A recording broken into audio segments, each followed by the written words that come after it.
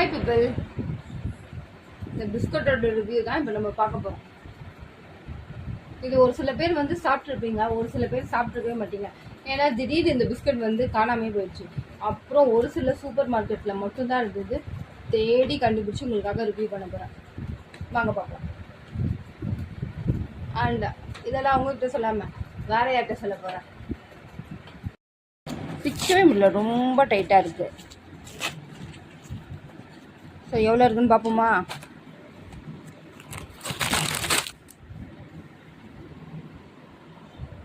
So இவ்வளோ தான் இருக்குது. 1 2 3 4.